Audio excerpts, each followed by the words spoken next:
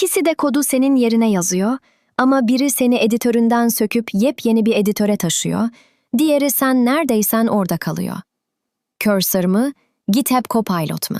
Kısa bir hatırlatma. Abone olup zile basar ve bildirimleri açarsan yeni yapay zeka rehberleri anında karşına gelir. Bu küçük destek kanala gerçekten çok şey katıyor. Cursor mu, GitHub Copilot mu? Yapay zekayı kodlarken hangisi senin için doğru? İkisi de aynı işi yapar. Kodu tamamlar, sorularını yanıtlar ve birden çok dosyada senin yerine değişiklik yapar. Asıl fark bunu nerede yaptıklarında. Biri kendi editörünü dayatır, diğeri zaten kullandığın editörün içine yerleşir. Bu yüzden seçim, alışkanlığını değiştirmeye razı olup olmamandan geçer. Cursor, baştan yapay zeka için kurulmuş ayrı bir editör. VS kodun üzerine kurulu olduğu için eklentilerini olduğu gibi taşır. En güçlü yanı agent'ı.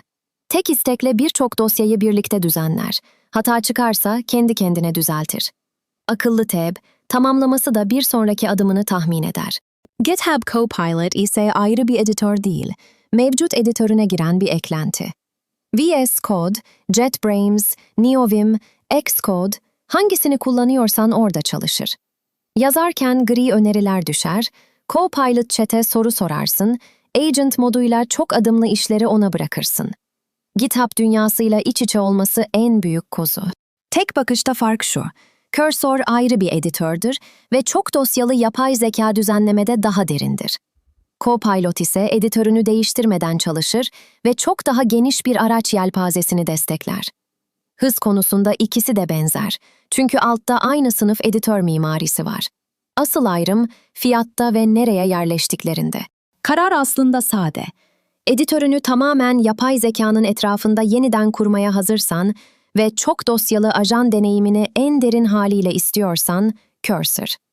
Ama JetBrains, Visual Studio ya da NeoVim gibi alışkın olduğun editörden kopmak istemiyorsan, üstelik daha uygun bir aylık ücret arıyorsan, GitHub Copilot. Yani soru, hangisi daha iyi değil? Sen editörünü bırakmaya hazır mısın? Sen hangisini kullanıyorsun? Yoruma yaz. Kanalda ilgini çekebilecek başka kurulum ve yapay zeka rehberleri de var. Bir göz atabilirsin. Faydalı olduysa abone ol.